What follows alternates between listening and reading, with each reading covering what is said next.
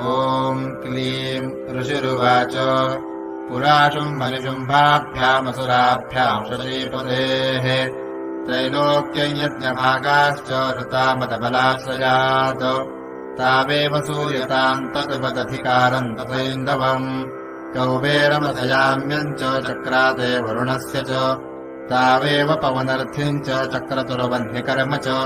ततो देवा विनिर्धूता भ्रष्टराज्याः पराजिताः ऋताधिकारास्त्रिदशास्ताभ्याम् सर्वे निराकृताः महासुराभ्याम् ताम् देवीम् संस्मरन्त्यपराजिताम् तयास्माकम् वरो दत्तो यथा तत्सु स्मृताखिलाः भवतान्नाशयिष्यामि तत्क्षणात् परमापदः इति कृत्वा मतिम् देवा हिमवन्तम् नगेश्वरम् जग्मुस्तत्र ततो देवीम् विष्णुमायाम् प्रतुष्टुवुः देवा ऊचुः नमो देव्यै महादेव्यै शिवायै सततम् नमः नमः प्रकृत्यै भद्रायै नियता प्रणतास्मताम् रौद्रायै नमो नित्यायै गौर्यै धात्र्यै नमो नमः ज्योत्स्नायै चेन्दुरूपिण्यै सुखायै सततम् नमः कल्याण्यै प्रणतामृत्यै सिद्ध्यै पूर्ण्यै नमो नमः नैरृत्यै भूभृताल्लक्ष्म्यै शरवाण्यै ते नमो नमः दुर्गायै दुर्गपारायै सारायै सर्वकारिण्यै ख्यात्यै तथैव कृष्णायै धूम्रायै सततम् नमः अतिसौम्यातिरौद्रायै नतास्तस्यै नमो नमः नमो जगत्प्रतिष्ठायै देव्यै कृत्यै नमो नमः या देवी सर्वभूतेषु विष्णुमायेति शब्दिता नमस्तस्यै नमस्तस्यै नमस्तस्यै नमो नमः या देवी सर्वभूतेषु चेतनेत्यभिधीयते नमस्तस्यै नमस्तस्यै नमस्तस्यै नमो नमः या देवी सर्वभूतेषु बुद्धिरूपेण संस्थिता नमस्तस्यै नमस्तस्यै नमस्तस्यै नमो नमः या देवी सर्वभूतेषु निद्रारूपेण संस्थिता नमस्तस्यै नमस्तस्यै नमस्तस्यै नमो नमः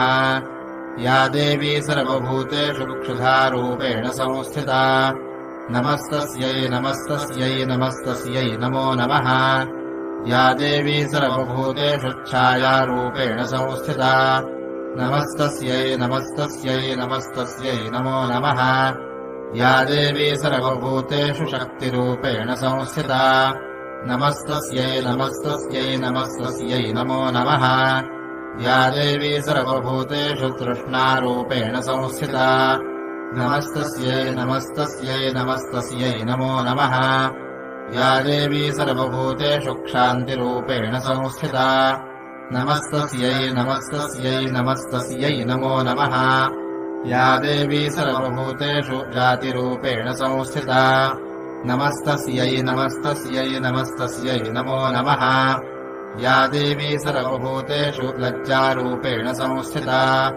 नमस्तस्यै नमस्तस्यै नमस्तस्यै नमो नमः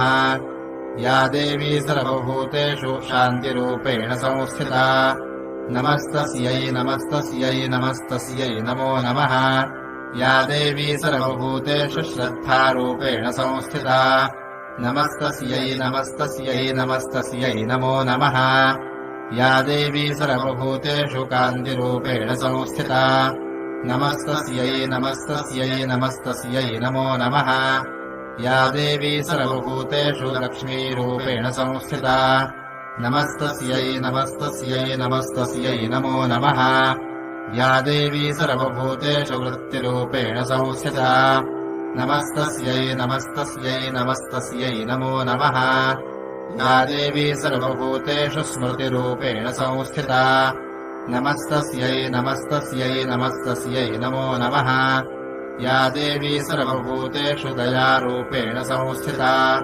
नमस्तस्यै नमस्तस्यै नमस्तस्यै नमो नमः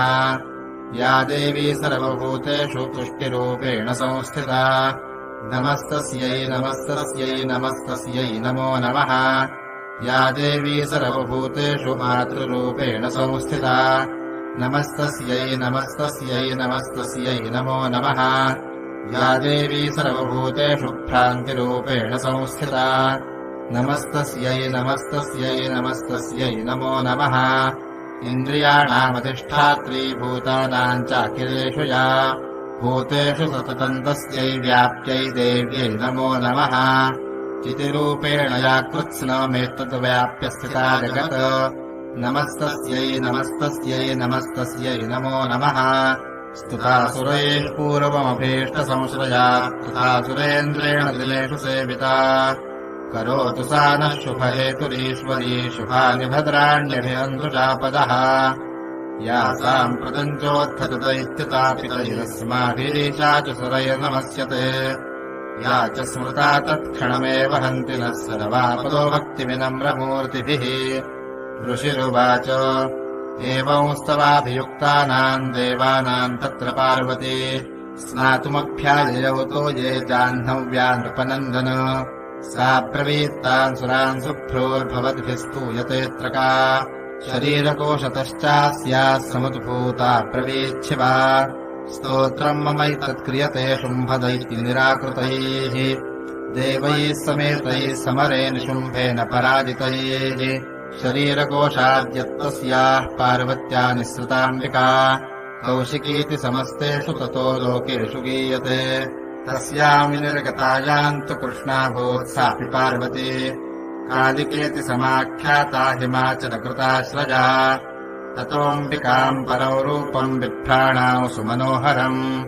ददर्श चण्डो मुण्डश्च भृत्यौ शुम्भनिशुम्भयोः ताभ्याम् शुम्भाय चाख्याता सातीव सुमनोहरा काप्यास्ते स्त्री महाराज भासयन्ती हिमाचलम् नैव तादृक्वचिद्रूपम् दृष्टम् केनचिदुत्तमम् ज्ञायताम् काप्यसौ देवी गृह्यताम् चासुरेश्वर स्त्रीरत्नमति चार्वङ्गी द्योतयन्ती दिशस्पृशा सा तु तिष्ठति दैत्येन्द्र ताम् भवान् द्रष्टुमर्हति यानि रत्नानि मणयो गजाश्वादीनि वै प्रभो त्रैलोक्ये तु समस्तानि साम्प्रतम् भान्ति ते गृहे ऐरावतः समानीतो गजरत्नम् पुरन्दरात् पारिजाततरुश्चायम् तथैवोच्चैश्रवाहयः विमानम् हंससंयुक्तमेतत्तिष्ठति तेऽङ्गणे रत्नभूतमिहानीतम् यदासीद्वेदसोद्भुतम् निधिरेष महापदमः समानीतो धनेश्वरात् किञ्जलकिनीन्दलौ चाब्धिरमालाममलानपङ्कजाम् छत्रन्ते वारुणङ्गेः काञ्चनः सा वितिष्ठति तथायमुश्चन्दनवरो यः पुरासीत् प्रजापतेः मृत्योरुत्क्रान्तिदा नाम शक्तिरीशत्वया हृता पाशस्थलिलराजस्य भ्रातुस्तव परिग्रहे निशुम्भस्याब्धिजाताश्च समस्ता रत्नजातयः वह्निरपि तदौ तुभ्यमनिशौषे च वाससि एवम् दैत्येन्द्ररत्नानि समस्तान्याहृतानि ते स्त्रीरत्नमे चाकल्याणी त्वया कस्मान्न गृह्यते ऋषिरुवाच निशम्येति वचः शुम्भः सतता चण्डमुण्डयोः प्रेषयामास सुग्रीवम् दूतम् देव्या महासुरम् इति चेति च वक्तव्या सा गतवा वचनान्मम यथा चाभ्येति सम्प्रीत्या तथा कार्यम् त्वया लघु स तत्र गत्वा यत्रास्ते शैलोद्देशेति शोभने ताम् च देवीम् ततः प्राह श्लक्ष्णम् मधुरया गिरा दूत उवाच देवि दैत्येश्वरः शुम्भस्त्रैलोक्ये परमेश्वरः दूतोऽहम् प्रेषितस्तेन त्वत्सकाशमिहागतः अव्याहताज्ञः सर्वासु यः सदा देवयोनिषु निर्जताखिलदैत्यादिः स यदाह शृणुषुपतत् मम त्रैलोक्यमखिलम् मम देवावशानुगाः यज्ञभागानहं सर्वानुपाश्नामि पृथक् पृथक् त्रैलोक्ये वररत्नानि मम वश्यान्यशेषतः तथैव गजरत्नम् च हृतम् देवेन्द्रवाहनम् क्षीरोदमथनोद्भूतमशवरत्नम् ममामरैः उच्चैश्रवससंज्ञम् तत्प्रणिपत्य समर्पितम् यानि चान्यानि देवेषु गन्धर्वेषु रगेषु च रत्नभूतानि भूतानि तानि मय्येव शोभने स्त्रीरत्नभूतान् त्वाम् देवि लोके मन्यामहे वयम् सा त्वमस्मानुपागच्छतो रत्नभुजो वयम् माम् वाममानुजम् वापि निशुम्भमुरुविक्रमम् भजत्वञ्चम् जलापाङ्गिरत्नभूतासि वै यतः परमैश्वर्यमतुलम् प्राप्स्यसे मत्परिग्रहात् एतद्बुद्ध्या समालोच्य मत्परिग्रहताम् व्रज ऋषिरुवाच इत्युक्ता सा तदा देवी गम्भीरान्तस्मिता जगौ दुर्गा भगवती भद्रा यजेदन्धार्यते जगत् देव्युवाच सत्यमुक्तम् त्वजानात्र मिथ्या किञ्चित् त्वयोदितम् त्रैलोक्याधिपतिः शुम्भो निशुम्भश्चापि तादृशः किम् त्वत्र यत्प्रतिज्ञातम् मिथ्या तत्क्रियते कथम् श्रूयतामल्पबुद्धित्वा प्रतिज्ञाया कृता पुरा यो माम् जयति सङ्ग्रामे यो मे दर्पम् विपोहति यो मे प्रतिबलो लोके स मे भरता भविष्यति तदा गच्छतु शुम्भोऽत्र निशुम्भो वा महाबलः माम् जित्वा किञ्चिरेणात्र पाणिम् गृह्णातु मे लघु दूत उवाच अवलिप्तासि मयिवम् त्वम् देवि ब्रूहि ममाग्रतः त्रैलोक्येकः पुमांस्तिष्ठेदग्रे शुम्भनिशुम्भयोः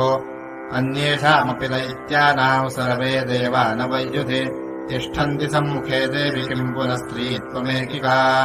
इन्द्राद्याः सकला देवास्तस्सु येषाम् न संयुगे शुम्भादीनाम् कथम् तेषाम् स्त्री प्रयास्यसि सम्मुखम्